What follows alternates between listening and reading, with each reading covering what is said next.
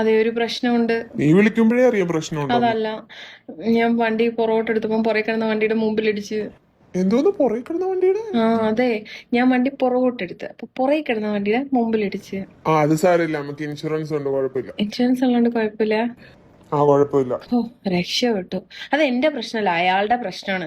ഞാൻ വണ്ടി പുറകോട്ട് എടുക്കുന്ന കണ്ടിട്ട് അയാൾ ഒരു അക്ഷരം മിണ്ടിയില്ല. ഒന്ന് ഹോണെങ്കിലും അടിക്കണ്ടേ, അതുപോലും ചെയ്തില്ല.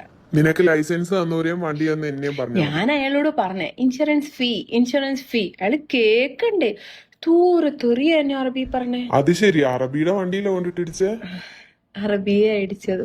എന്നിട്ട് എനിക്ക് തോന്നേ അയാളുടെ വണ്ടിയിലെ കിളി പൊങ്ങി വന്നില്ല, അതാ അയാൾക്ക് ഇത്ര ദേഷ്യമായി പോയെ. വണ്ടിയില് കിളിയോ? അയാൾ അകത്ത് കേറിയിട്ട് വണ്ടി സ്റ്റാർട്ട് ചെയ്ത്, അപ്പൊ അയാളുടെ വണ്ടിയുടെ ഫ്രണ്ടിൽ നിന്ന് ഇങ്ങനെ ഒരു കിളി പൊങ്ങി വരും.